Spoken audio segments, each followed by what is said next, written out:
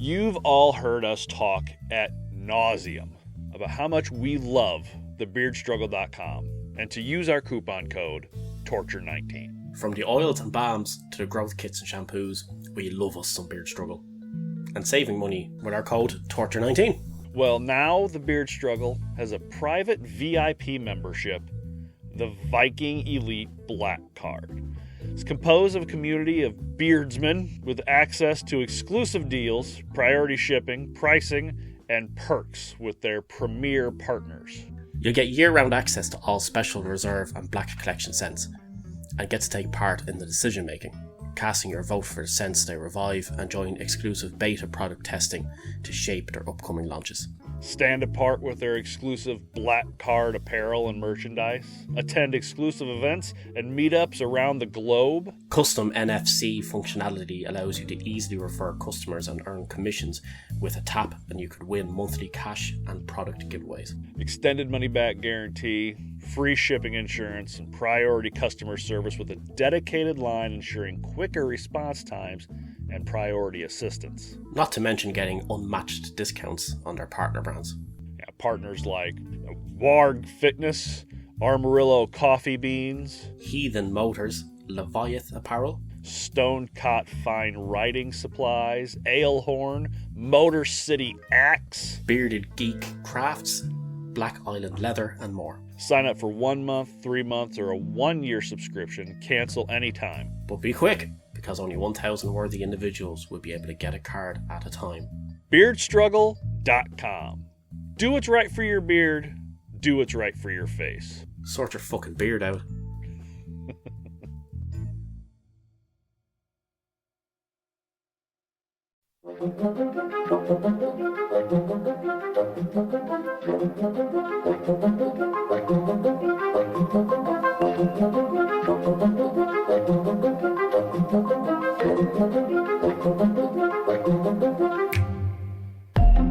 The subject of today's episode is a variety of devices that focuses solely, wink wink, on one of the most sensitive parts of the human body. From possibly ancient India to China, from the end of the Knights Templar to the Spanish Inquisition, and a short stop off with pre-colonial Native Americans, we'll trek around the medieval world and find assassins, priests, archbishops, and even an Irish martyr become victims of this sinister form of torment.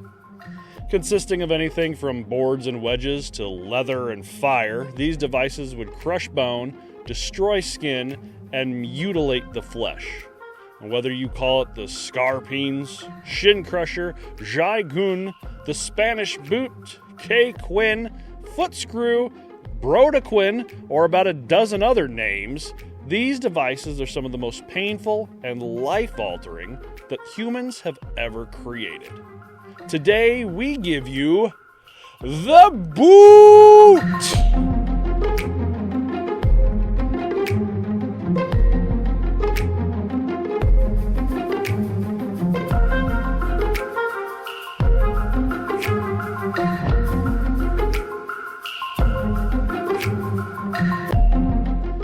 I'm Dan Horgan. And I'm Daxmis Decembridius Hergedigidigus. And this is Torture. And this is Torture.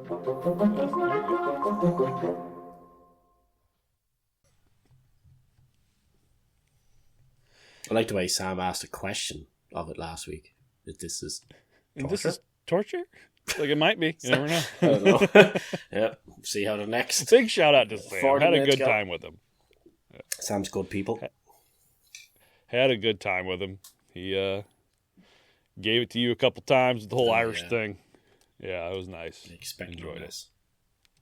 His people gave it to us for quite a long enough time already. So. Yeah, I mean, it's pretty stereotypical. Yeah. He was just living up to expectations. Well, that's it. Oh, fuck. Well, bud, how you been? I'm good. Suffering the old COVID, as you said before. Yeah, again. Yeah. Well, Any idea where you got it from this time? No. People at work are blaming me, saying it was me, and I'm like, no. There were other people out before me, so Fuck y'all.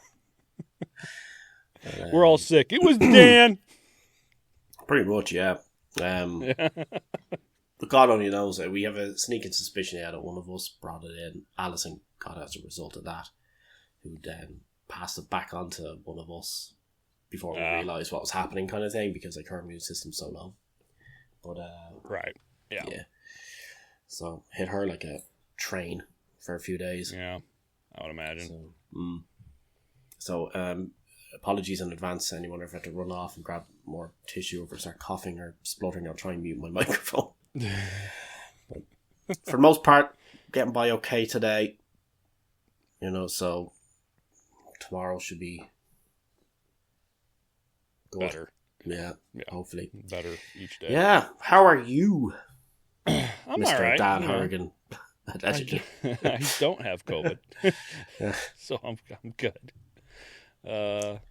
Just getting, doing the whole thing, getting up every afternoon, going to work, and all that bullshit. Working 9 to 5. I kind of, I'm glad I don't work 9 to 5. I'd much rather work nights than days. Too many assholes up during the day. I feel like when good people come out at night. I like the joy of working from home most of the time, but I remember when I worked nights. I worked in a clothing store, did nights for whenever Christmas came around and a few other bits and bobs like that, Yeah. Oh, it was good. I loved it. I thought it was fantastic. Yeah. So you get used to it very quickly. Yeah, but man, there's some downsides, like trying to sleep all day and all that shit. It can get fucking rough sometimes. Just a lot of days I go without a whole lot of sleep. But yeah, for all of my night owls out there working nights, listening to this during the night shift, I feel you. I'm there with you. This is your nighttime drive hour, brought to you by Ken. All the sexy tunes. Well, Dan, what do you know about the boot? I know about 2 boots. The German boot. I know about 3 boots. The German boot, the British boot, and then that's technically a shoey in Australia, so I doubt it's any of those things. We found out last week there's also goats licking the skin off of your feet. There. Baphomet wouldn't do that. Baphomet is good. Your Lord and Savior Cthulhu probably would, though. Have you seen all the little memes of like Cthulhu coming out of the water? Being like, I'm going to destroy the world. And then there's a cat sitting there being like, listen, if you do that, I don't get pets. So back down you go. And Cthulhu's like, I can go to sleep for another 5 million years or so.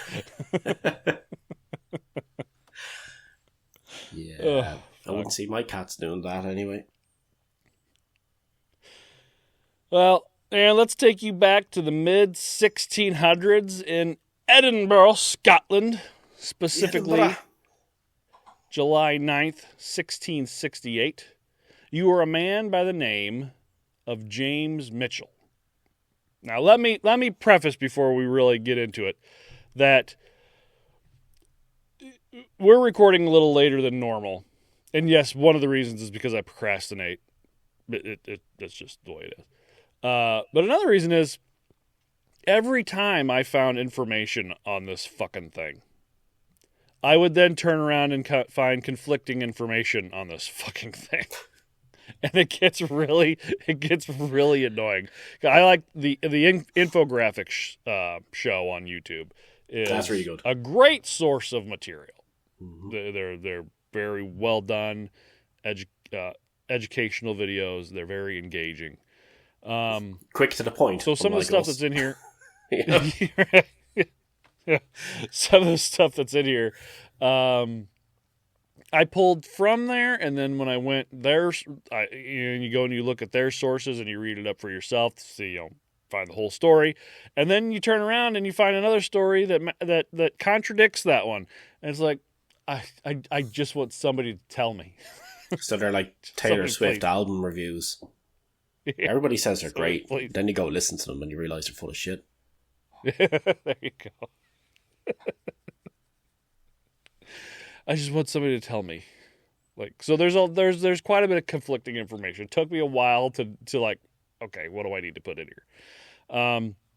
And you'll see more of that. There's a pretty glaring error at the very end of this episode.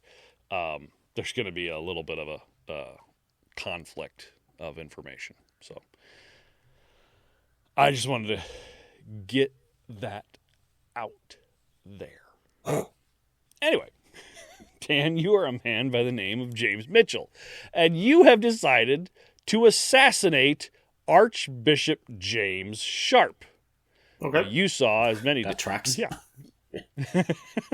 Sounds like something I would Fuck you, do. Sharp, you wee bastard.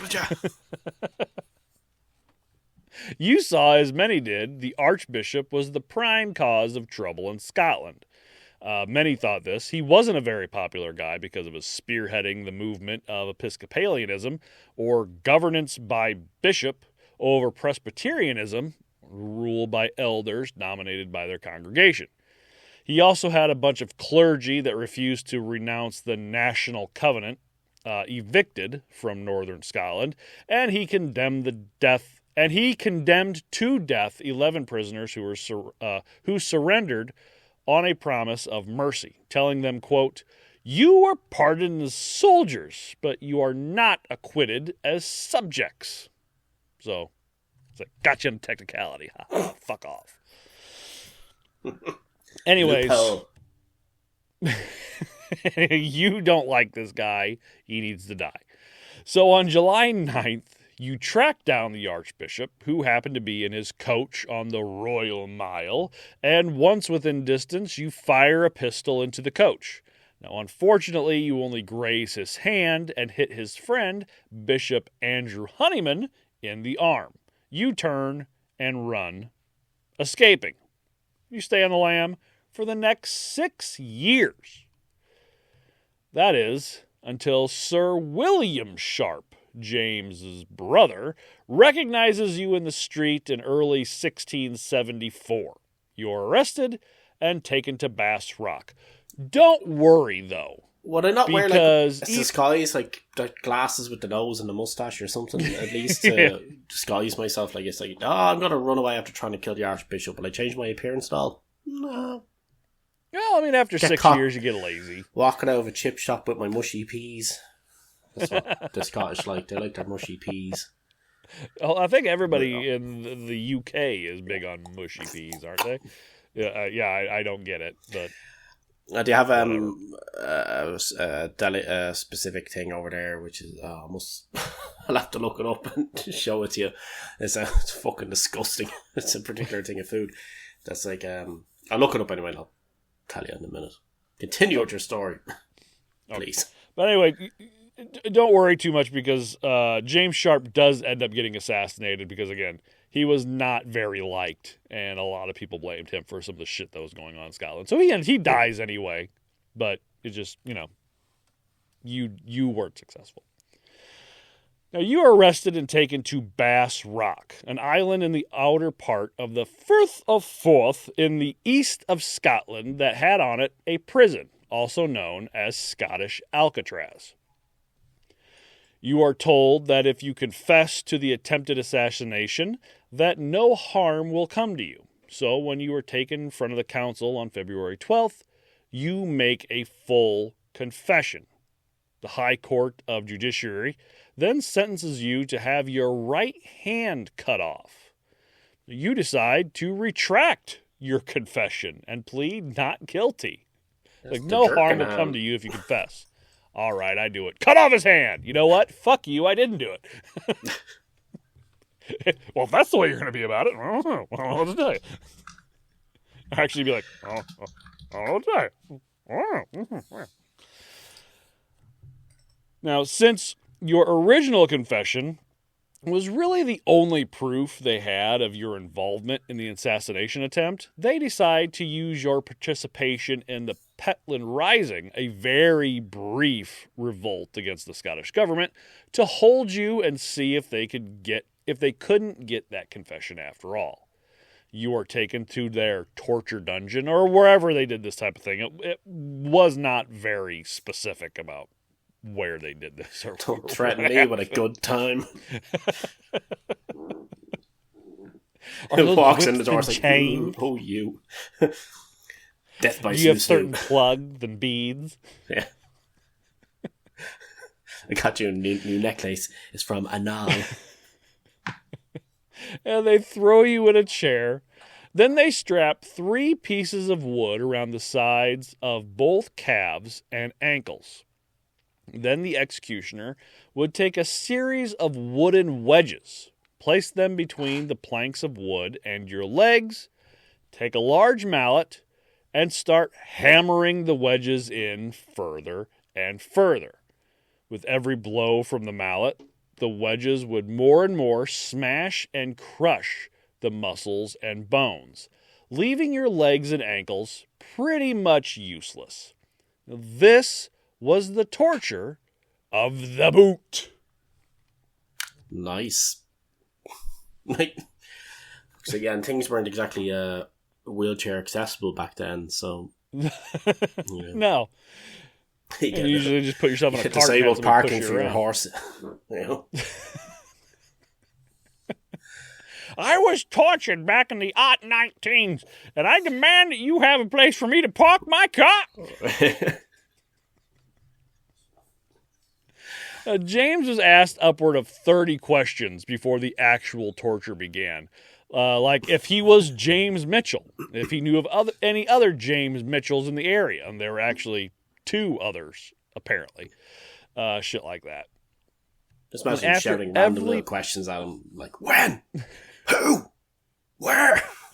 Who do you work for? Who does number 2 work for? Is he a bitch? Does he look like a bitch? Say what again? Hammer blow. Say what again? Hammer blow. Now, after every blow of the mallet, he would be asked if he had anything else to say, and he obviously said no. He withstood 9 blows from the mallet before he passed out, and they stopped. And all he had to do was say his safe word avocado. He would have just saved all that hassle. Avocado! Wow. Armageddon! Armageddon, yeah. Armageddon. He begged for them to stop, but never incriminated himself in the assassination attempt. So, I mean, good on him for not giving in, I suppose. You know you're going to die. I mean, you know they're probably going to just find you guilty and kill you anyway. So you might as well was it him then, though? If there was like 3 other fucking Phil Mitchells in the area. Yeah, there's a whole bunch of other James Mitchells. Like, this is my brother James Mitchell. This is my other brother James Mitchell. My cousin James Mitchell. James Mitchell, yeah. Just Jimmy Mitchell. Call him Bob. Jim Bob you know Mitchell. What? Now, James's story doesn't end there. He would be tortured in various ways, including the Scottish boot, as it was known, several times over the next couple years. In December of 1677, there was finally an actual trial. And you always sit there playing bagpipes for him for an hour. If you can eat this haggis in 5 minutes, you are innocent. Of course, James lost and was sentenced to death by hanging a year later. So, we'll just brush over that part of it. Now, there are several different variations of the boot throughout the world and throughout times. Another reason it took me a little bit to get this one down is because when I first heard of the boot a few years ago, I thought this was the only kind of boot. But it's not.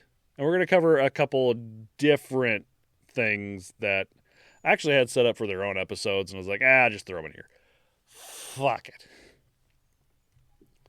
And not all of them were... We got the strappy ones. We got the Velcro-y boots. Steel-toed. Yeah. Which most of these are going to be steel-toed, but the whole thing's steel.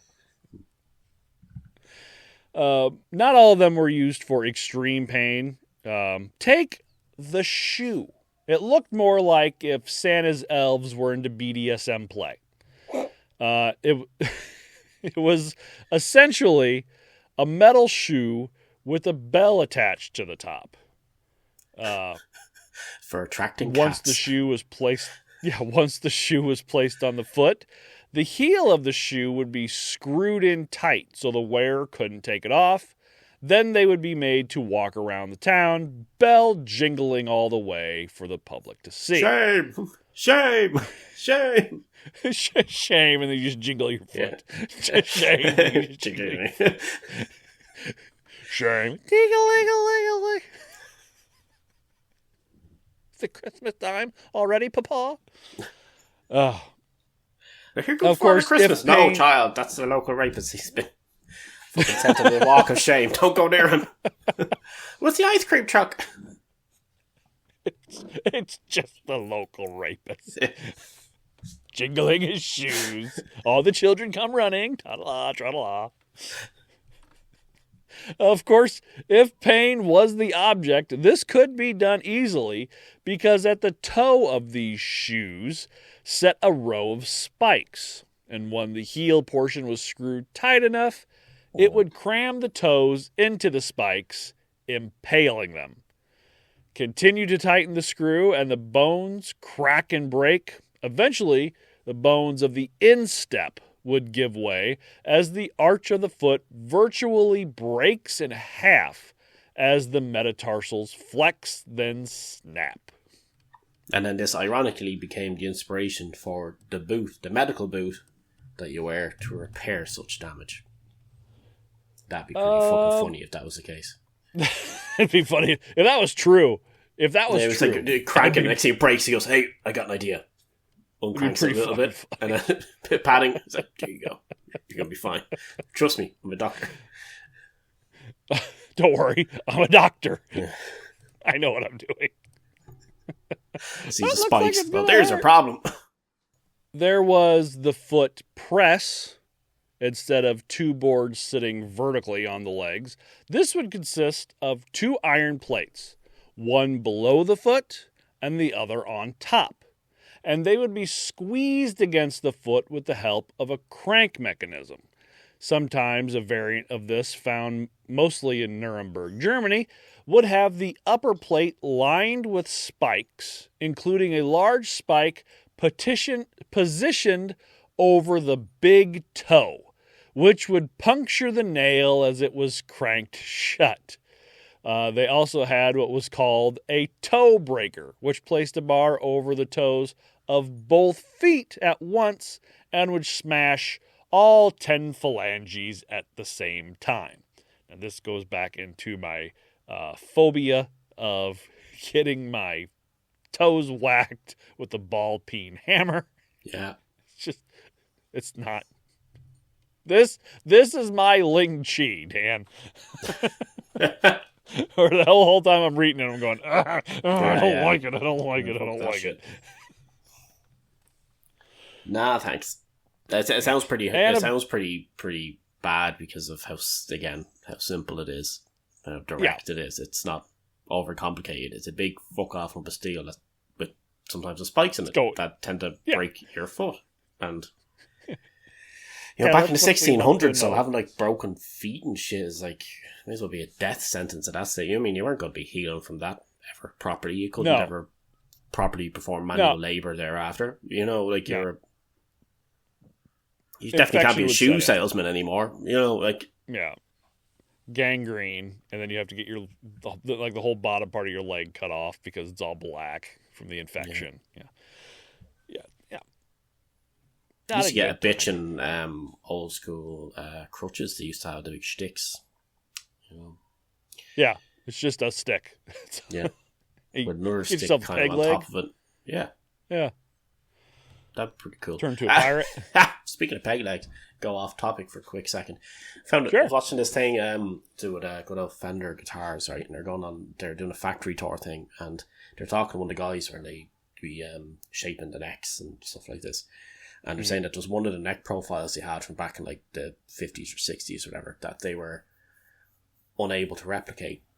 They were able to do all the profiles. There's just one particular one they couldn't do, and they couldn't figure out what it was for the longest time until they found out then that one of the guys who was in charge of shaping the necks, had a wooden leg. So when he shifted his weight over to that side, it changed the angle a slight bit.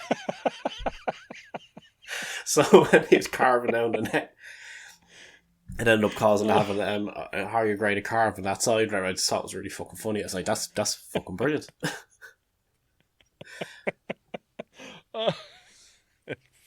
So you could bring it back and call it the pirate carve. I was watching some of those videos about like people write into radio shows and shit and tell what the worst nicknames they gave people was. And one guy had one fake leg. One leg was shorter than the other, or something like that. And I think because you said the peg leg, and they leaned over, and when they walked, they wobbled, and they called them the sniper's worst nightmare.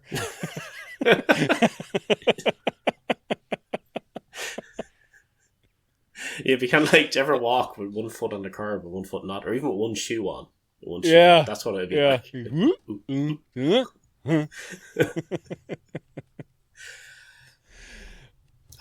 Oh, fuck. And there was a version of the foot press that was found in Venice. Had an instep borer, a type of drill bit that was connected to the cranking mechanism that would slowly bore into the center of the instep as the foot press was tightened.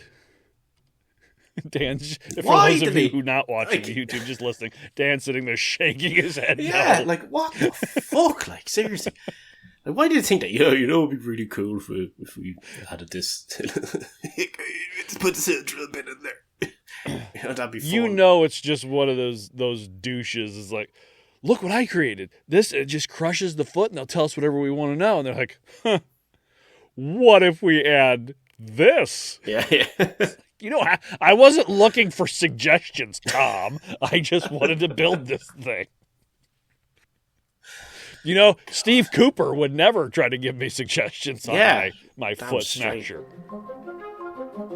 Steve Cooper, what a guy. Today's episode is brought to you by podup.com. Let's be honest, whether you want to admit it or not, you've probably thought at some point to start a podcast. I mean, podcasts are fun. Podcasts are fun. You and I have a good time on here, Dan. Some of the just get on, talk junk.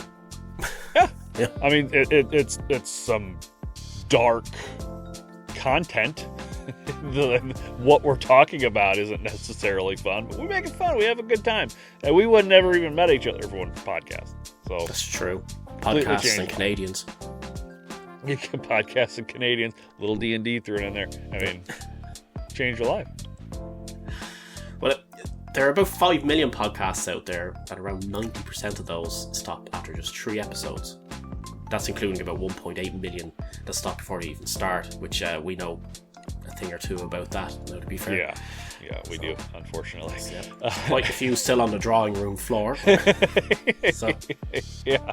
And of those that do get started and past that 3 episode mark, about 90% of those don't get past 20 episodes. And there's a reason. Podcasting is hard. Well, successful podcasting is hard. Yeah, it's not just sitting in front of a microphone and talking for an hour, even though sometimes that's what it is for me. It's recording, audio editing, video editing, social media, promotion, blah, blah, blah, all the stuff that Kevin does. And I do. And finding and paying for all that software to use can be just as big of a headache, not to mention expensive. Well, with PodUp, you can have a one-stop shop for everything you need to take your podcast to the next level. With 35 powerful modules with AI integration in one software, you can create, publish, grow, monetize, and manage your podcast with a simple, easy-to-use interface. Everything from a site builder and recorder to editing for video and audio, live streams, blogs, and transcriptions. Legal, newsletters, SEO. Setting up shops, getting ads and sponsorships. Managing your workflow, files, and even backing up your content. Set up an account today and get 14 days free. And even schedule a demo with one of PodUp's podcasting experts to see how to start producing and monetizing your very own podcast. And when you're ready, use our exclusive coupon code TORTURE15 for 15% off whichever package you decide to go with. And if you're a professional that's even too busy for that, go to podallies.com. Yeah, their done-for-you podcast production and marketing service will take care of the dirty work for you. Dirty. We're talking websites, social media, editing work, SEO, all done for you. So you can just focus on being the star of the show, like me, and getting on with your day, unlike Kevin, who has to do all the work. That's why everybody comes is for Dan. And this team of experts will use PodUp software to put your podcast on the map where it belongs. See, just they're using PodUp software. It's all one big circle. It's always coming back around. Like opposite of a square. That's right. There you go. So, go to podup.com and podallies.com and use our coupon TORTURE15 for 15% off. That's TORTURE15 for 15% off. Podup.com, the ultimate podcasting platform.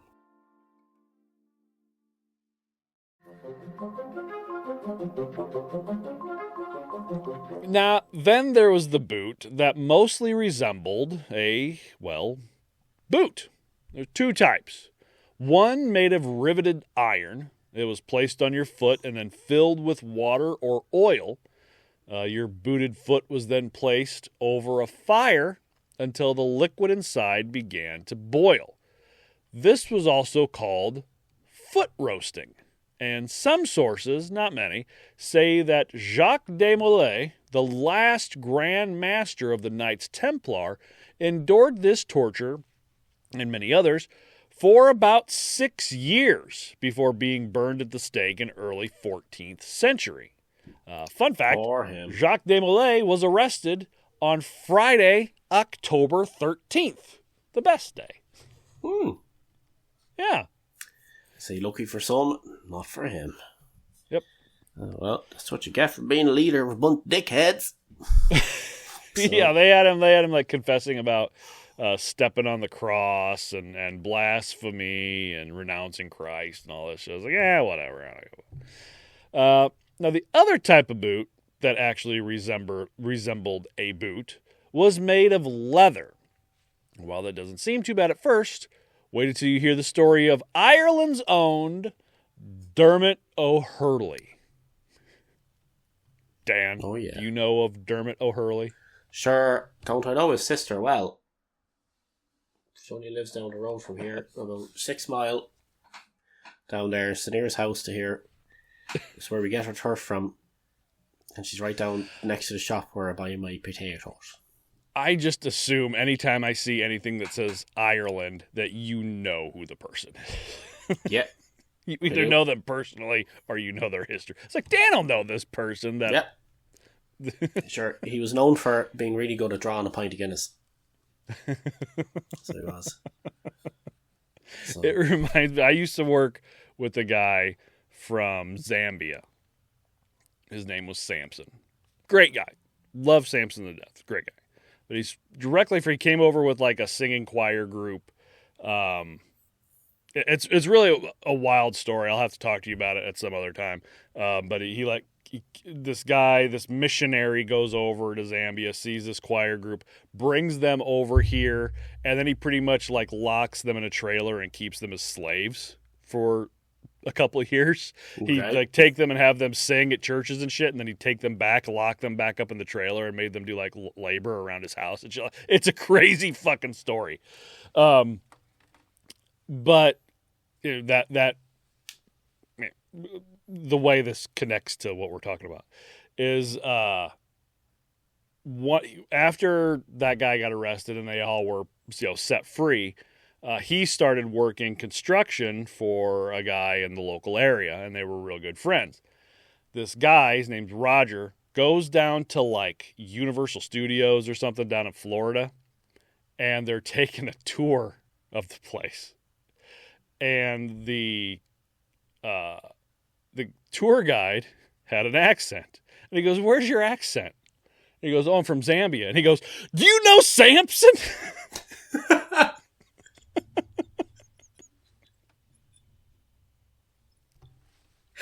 just fucking kills me every time I hear that story. You know Samson? Like, Sammy's a pretty big place. Yeah. Oh, fuck. I'm sorry. I had to tell that story. That's all good. I've heard many things like that, though. So, like, it's like, oh, yeah, my cousin's from Mayo. You might know them. It's like, no. No. I don't. Sorry. You know. I just assume. Yeah, but I ended up having actually one really weird random thing that happened before where I ended up... It's really... How small this country can actually be, right? Which is really fucking weird. So... Yeah. Years ago, back when I was like in bike club and stuff like that, I had friends come over. One of my best friends, Andre's, over in Holland, and he came over and visited, and we had this bit of a party anyway, and he met this girl who was from Mayo, who we knew through another friend of mine, blah, blah, blah, right? They hit it off, They got together. Eventually she ended up moving over there.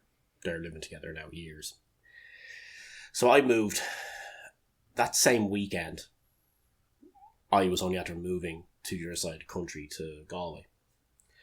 I got to know a guy through my job. This other guy is also called Daniel. And I was looking to set up a band at the time. He goes, hey, I know this guy. Could hook you up, you know. He's a drummer, blah, blah, blah. I was like, yeah, cool. So I met up with this guy anyway. Got along like House on Fire. Really lovely guy. Ended up meeting his brother. His brother's one of the nicest guys in the fucking planet. And his brother's partner is practically best friends with Andre's now partner. The girl he met randomly. It's like, you so know, how the fuck? We don't all know each other. Actually, I do know that. Yeah. It was just pure fucking chance. You know, like, it's just... Yeah. How does that shit happen? You know, well, anyway. I mean, it's a small world. It really is. Yeah. Well, born sometime in probably 1530. Again, birth dates back. You usually knew your death date more than you knew your birth date. So, probably sometime in 1530, in Earldom of Desmond. As a member of the local Gaelic nobility of Ireland, he would be educated in everything Catholic, eventually becoming a teacher at the University of Rahim during the Counter-Reformation or the Catholic Revival. Or is it? No, it's Reims. I'm sorry. The University of Reims. Oh, France. Eventually, yeah. It's a French thing. It's a French play. It's a French university. I apologize. Everything being... Eventually, he was appointed by Pope Gregory XIII as Archbishop of Cashel during the Tudor conquest of Ireland. The Tudor in charge at this time? Elizabeth. And if we remember from our Rack episode, Elizabeth was not a fan of the Catholics. We'll talk about Elizabeth's rack for a while, people. Buckle up. Who's the leader today? Elizabeth? Oh, does she like Catholics? No. Get off the rack. Yeah. Somebody else got to go on.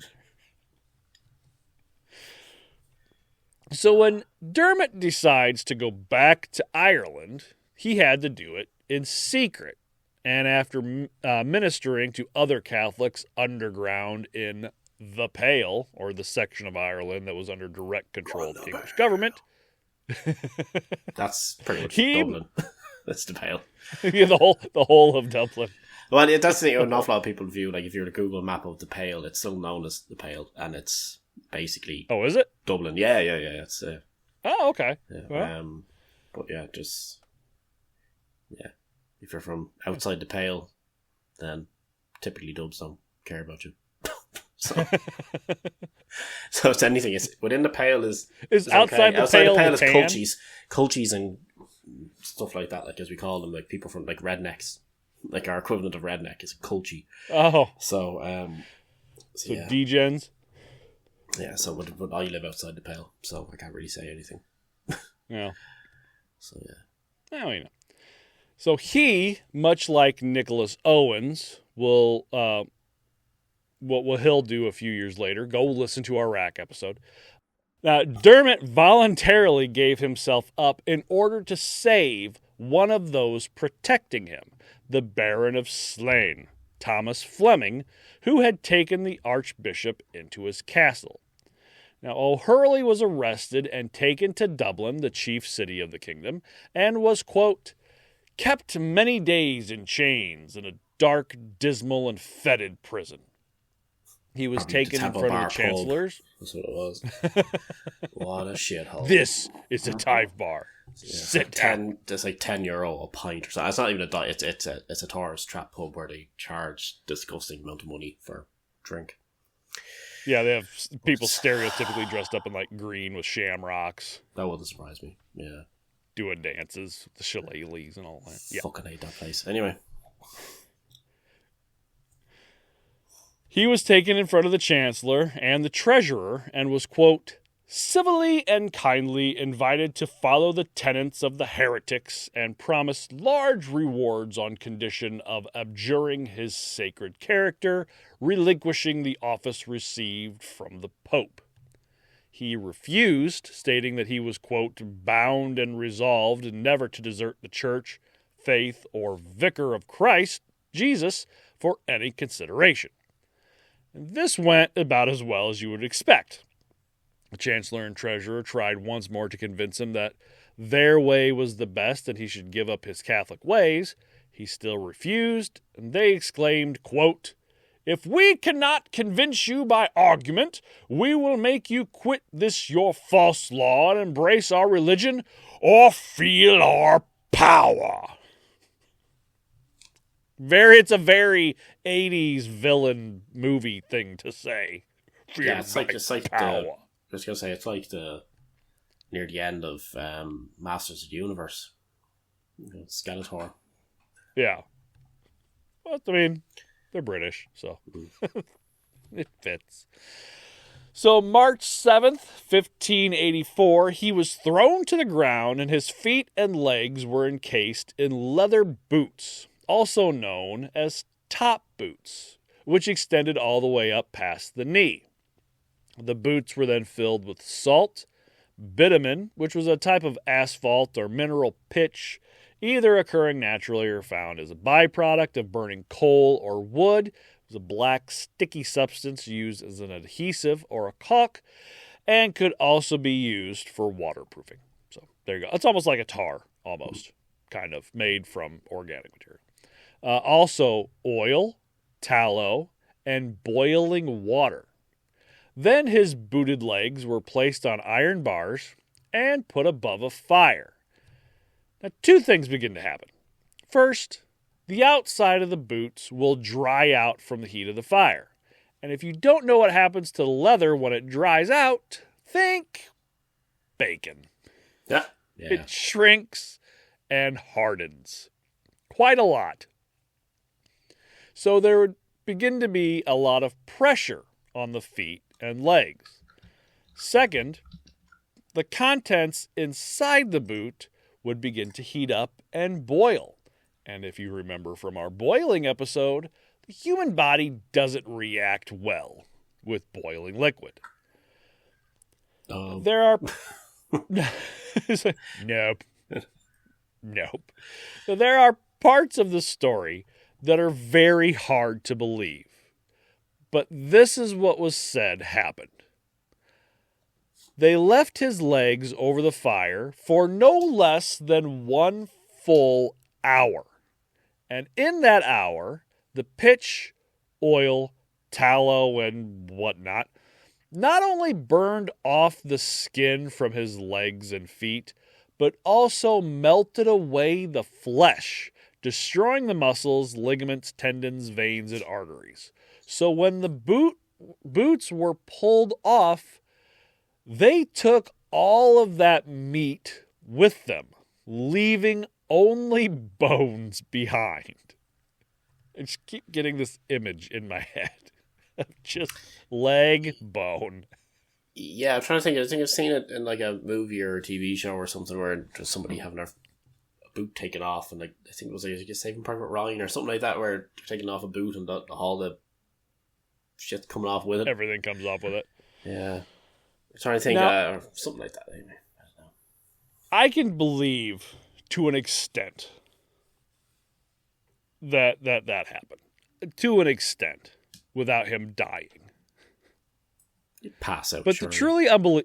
the truly unbelievable part is that not only did he survive this ordeal, Jumped up and gave a roundhouse kick. And it turned out it was Patrick Swayze the whole time.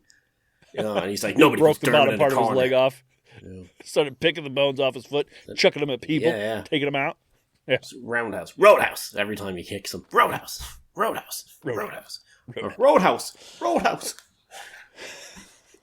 Bigara.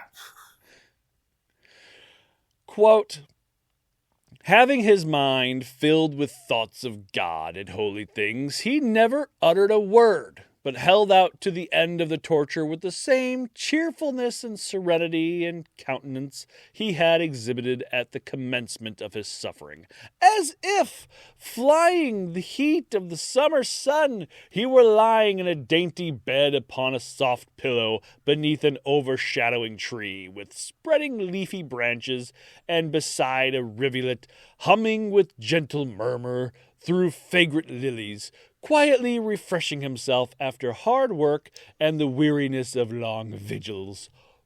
Bullshit.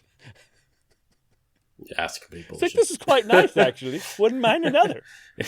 Do my arm next. No.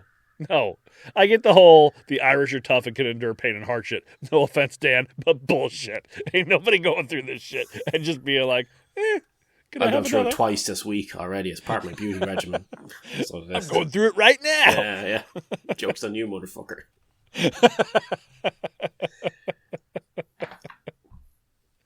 No, yeah, He you might not scream have like said a little anything bitch. because And I'd be he was proud of probably passed out and went into shock, I would imagine. If- That already if- filled him the fuck up with opium. yeah. Eat He's these like, mushrooms. Eat these mushrooms.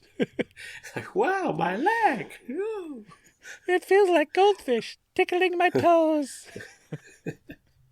Why do Pull my it shoes hurt? They pull off the boots and they let him look at him. He's like, those are some amazing socks. I like those socks. They're pretty socks. I'm going to get up now. I like rusty spoons. He never converted to Protestantism, though. Or gave up anyone that had helped him along the way. So good on him for that. Fair play to you, old Dermot. Whatever the fuck Yeah. your name was. I can't remember it now. Granted, we've said this many times Dermot before that O'Hurley. if we were presented with that same, we would give up everybody we knew. But you Yeah, know, y'all fucked. Seriously. Well, Sam! Who did they Sam get? first. So what? you have a conspiracy something going on, and people are like, "Who did they arrest? Please tell me it wasn't Dan. Who did they arrest? Yeah. It was Dan. We're fucked." Even Phil be getting his ass dragged in. Oh fuck! I'd be giving up my 5th grade teachers. I'd be everybody I ever met in a store. It wouldn't matter. It's like this is not happening to me. I am your informant. Yeah, well, that's it. If I'm going down, every single one of y'all motherfuckers are going down with me. Goddamn right. As soon as I see that big Snitches get shtick. stitches, but I'm not having the fucking meat taken off my legs. Now, he was taken back to his prison cell and given medical treatment so as the torturer wouldn't be guilty of killing an archbishop without written orders from the queen. After he was able to move around a little on his own, probably not walking, he had a speedy trial and was then hanged before sunup on April 28th, 1584. Now, along with England, Germany, Ireland, and Venice, there were other countries that had similar devices. In fact, some claim that the popularity of the boot started with the French version known as the brodequin, You say the La most Boot. famous use of which, what'd you say? He said it known as La Boot. La boot. The Royale with cheese. The most famous use of which was used on priest Urbain Grandier. Another fun fact, and I don't know if you even know this, Dan, But the story of Urbain Grandier and his torture with the brodequin, amongst other horrors that will await him, was the original inspiration for this podcast. Yeah, I knew that story, and I thought, did I tell you? I knew I told you that there was. I heard a story that maybe, but I didn't know if it was this one or not. I told you. I heard the story, thought, man, I would love to know more about what those devices and methods were that they used, and here we are. Yeah. Now we've gone full World circle. famous. The end of the podcast, everybody. Kevin's fucked it up now. Gave away the money shot. Sorry. Yeah. Anyways, I'm not going to get too deep into Grandier's story because I plan on doing an entire episode on this because it's fucking wild. It's got priests, nuns, and the devil, and possession, and sex, and torture, and death, betrayal, conspiracy, witchcraft. It's a crazy fucking story. Sounds like the average game of Durgans and Durgans. Less Funyuns. I know other podcasts have covered it, and and so a lot of you might have heard it other places, but I don't know if Dan has ever heard the full story. Well, and one of the reasons I do a lot of the stories I do is because I specifically want to tell Dan the story to see how he feels about it. So, whatever. So we will do an Urbain Grandier episode somewhere down the line, and it's amazing. So I'll just hit the cliff notes real quick. So in 1632, in Loudun, France, Grandier was a charismatic and controversial French Catholic priest. He was known for his outspoken and critical views on the church and local authorities, and he liked to fuck women, like a lot. The troubles for Grandier began when a group of nuns from the Ursuline convent in Loudun accused him of witchcraft, claiming that he had bewitched them. Now, these accusations came at a time when Europe was rife with paranoia about witchcraft and demonic possession, and Grandier's enemies, including local officials and rival clergy, used these accusations to their advantage. That is a phrase that I guess I don't understand nowadays. Rival clergy. It's like, that priest down the street with his church. Fuck that guy. They're like street gangs all hanging around. They bust into dance sequences and sing-offs and stuff like that in the middle of the streets about Jesus. You see them all just walking the street like this. And then you knew something was going to kick off because you saw the guy in the robes clicking his fingers as he walked. You're like, that's it. Uh-oh, the bishops are at it again. Like, get back. Everybody makes room. And they can't come running in, stuff like that. It's another dance-off between the bishops and the friars. Everybody, take cover. What, are they going to use magic? Or are they wizards? Or what are they doing? It's like, that guy who worships the same deity I do? Fuck that guy. Yeah. Fuck his shit up. Fuck that guy. It's like when two dogs are barking at each other from a car. Hey, dog, in the other car. Hey, you. Fuck you. that younger man shouting at the guy across the island. Hey, what's your name? Tony. Hey, Tony. Fuck you. Fuck you. You better not say you fucked my mother. Oh, I made her a nice fire. Oh, okay. And I fucked her next to it. Oh, fuck.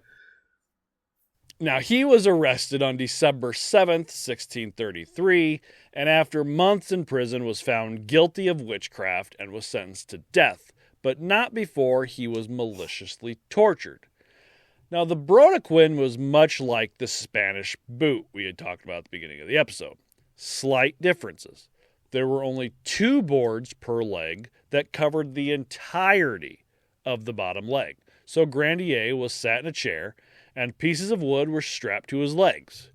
Then the executioner brought in 8 thick wooden wedges and began hammering them in between the wooden planks and Urbain's legs. Now, this would have been a most gruesome sight. It is said that once the executioner hammered in the 7th wedge, Urbain's legs burst open with blood and bone marrow, spraying the face of the executioner. Whack! Oh yeah, there it is. Oh, there it is. Did you get that on camera? Did you get a nice close-up shot of it? That's the money shot. That's the one they all pay to see. And with the 8th and final wedge, it's said that his legs were, quote, as flat as the boards they were tied to. He was then burned alive in front of the whole town. Again, there's a lot more to that story. He endured a lot more pain and torture. Fucking bashing these fucking wedges, and eventually, as soon as his legs are done, say, right, cool, fuck you, throw a match in them, walk out. You know. So when did all this begin? Well, it's hard to say. Like I mentioned before, many thought it may have started with the French, and the specific styles of leg and foot crushers may have indeed started somewhere in Europe. Boards and wedges becoming more famous during the Spanish Inquisition, hence the more popular name, the Spanish boot. The iron or leather boots filled with liquids and set to the flame probably started off even earlier than that. Humans have been using fire to torment one another for eons.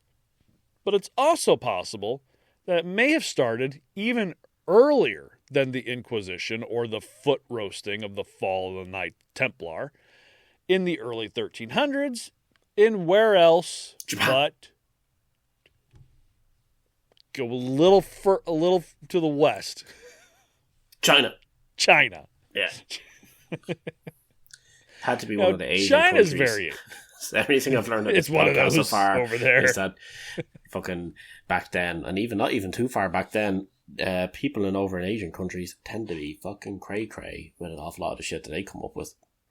Like, yeah, they've come up with some serious fucked up shit, and that's just fucked up shit that's just taken as normal shit where they are. So because remember, it's exotic and foreign and dangerous. Oh, that's true. Yeah, that's true. We have a few episodes based on some of the stuff that happened in Asia this as part of time, and even in the 20th century. I would go check out our back catalog, and if it has a name in it that seems maybe, I don't want to say, it, but yeah, go look through our back catalog. There's some scary stuff. Yeah. Now, China's variation was called the Zhegun or the Kiquin, depending on where you were from.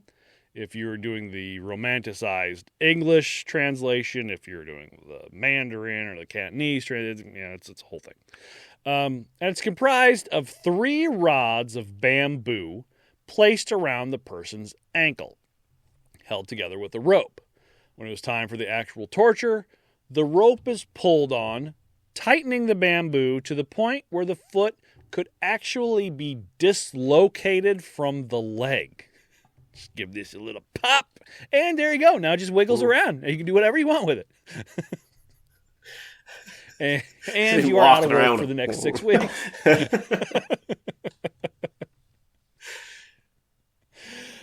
This was done mostly to procure a confession because apparently a person in China could only be found guilty of a crime if they confessed. And we know this because Europeans love to go to the exotic East and write books about all their strange ways. Didn't pull about Johnny Tight Lips on it.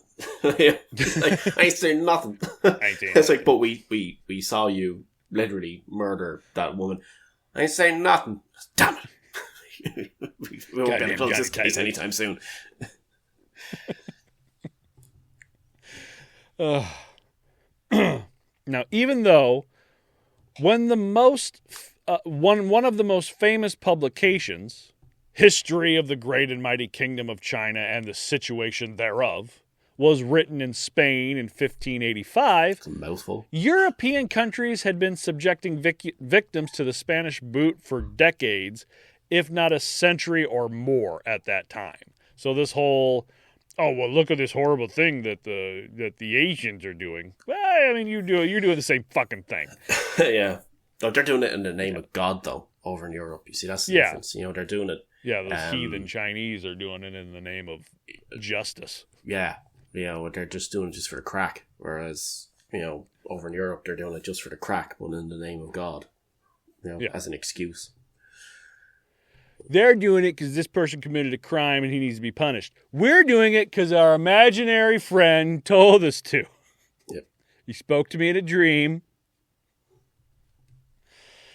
Now, there was a report written to the British Parliament in 1856 called Torture in Madras, quote, from the report of the Manchester Foreign Affairs Association, which calls out torture in India by British government officials. Sure, I bet that happened. Indians never do anything like that. Foot torture, amongst other horrific things, like people being tormented with biting and stinging insects. Now, here's where it gets a little murky.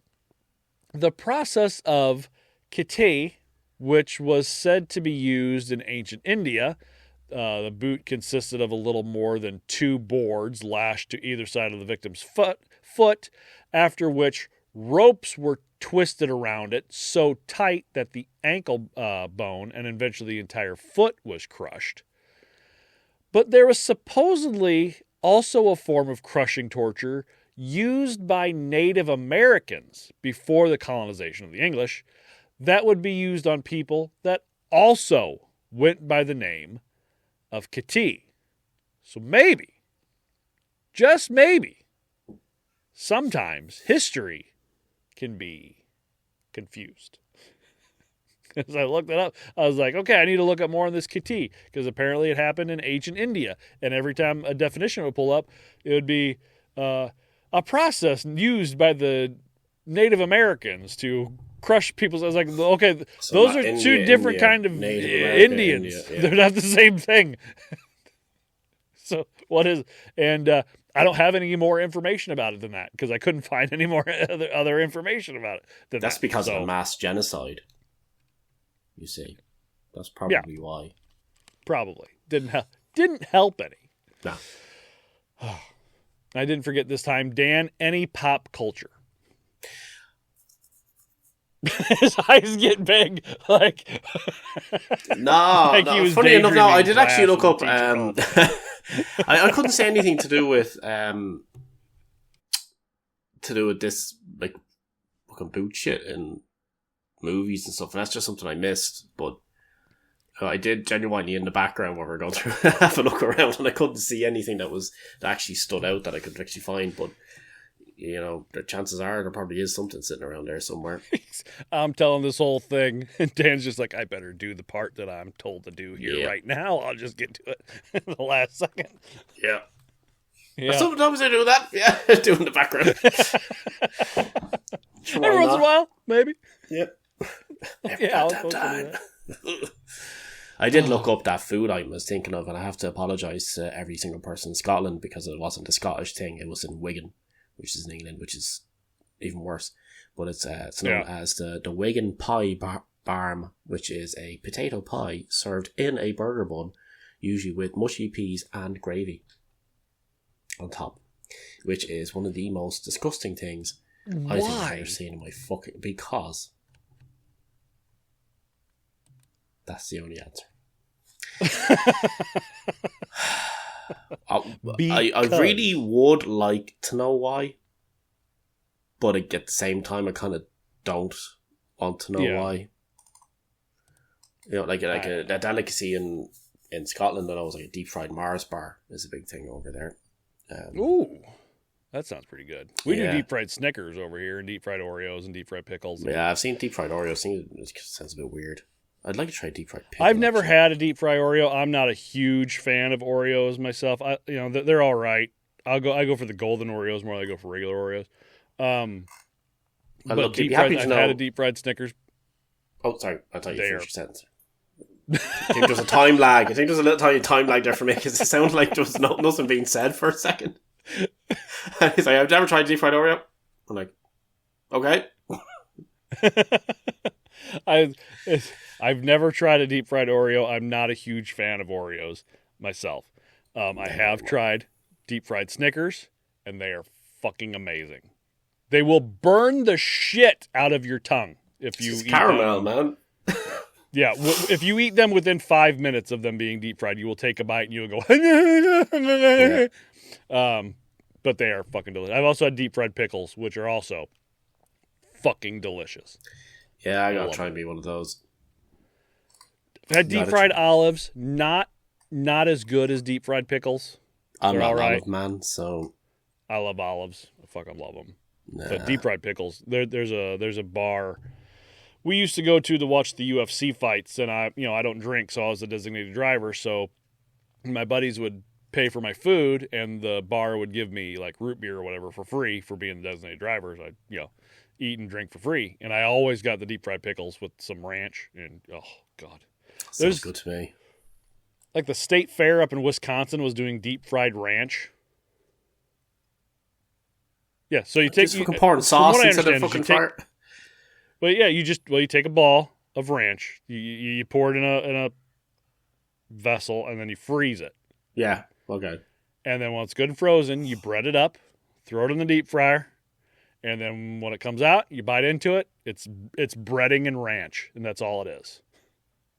And that might be the most American thing, the most Midwestern thing I can think of. Okay. So I wouldn't try it. I like ranch, but I don't love ranch that much. But I know my wife would probably eat it. Could you not make some ranch cheese ball thing? I think that'd be a bit nicer to have in it than. Yeah. Yeah.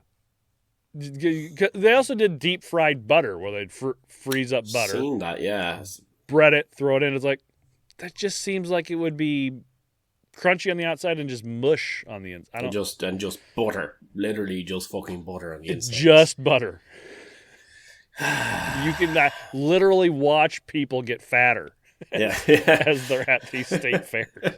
I love deep fried food as much as the next rich, red one in America. Butter. I really do. But there's got to be a fucking limit. Deep fat fryer with Oreos inside the deep fat fryer. Well, it's just somebody sitting at their house going, I love fried food. What else can I throw in this thing? And then just picking shit off their shelves and tossing it in. It's like, this baby could deep fry a cow in 40 seconds. 40 seconds? I want it now! It's like, is that pancake batter? Yeah, what are you going to use it for? Oh, I don't know. Dip this Oreo in it and then fry it. Deep fry my gun. That's it. So then when I'm shooting bitches, I can have a snack. It's like pop, pop. Yum, yum, yum. Fuck. Thank you to our patrons, Willow Quinn Fowler, Nevin, Sam, and Max. We appreciate all of you. You can get your name shouted out on the pod by going to patreon.com/torturepod and signing up for any one of our tiers. We have 4. You can sign up for a free 1-week trial of our cult leader tier. Free trials don't get their name shouted out, though. So deal with it. You can also donate to our link tree on our socials, buymeacoffee.com/torturepod and redbubble.com/people/torturepod for all of our merch. Again, all proceeds from any merch sold with the pride tag in the name are donated to the Trevor Project. Also, if you want to see your design on a piece of torture merch, send us some fan art. Yeah. It's good. Even if it's, so there's 2 ways to go. If it's really good, or if it's really fucking bad. it'll make its way onto a t-shirt. One or the other. Yeah. No middle of the ground. Either go all out or just give us the worst shit imaginable. Put it I like the idea of the really shit ones. Yeah. What is that t-shirt? Oh, it's from the Torture Podcast. That's horrible. I know, right? Thank you to our sponsors. You can support us by supporting them. Hint for our next episode. If prisoners take hostages, maybe don't just start shooting everyone. Dan, any words of wisdom? Yeah, if prisoners take hostages, maybe don't start shooting everyone. I mean, it works. It does work. I can't lie. It's pretty good. Oh, fuck. All right, well. Left it wide open. I did. That's my fault. I laid it up for him. He put it right in. Yeah, and don't eat shit. All right, everybody. pie barms. Don't do it, people. All right. Well, take care of yourselves. Take care of one another. We'll see you. Bye-bye.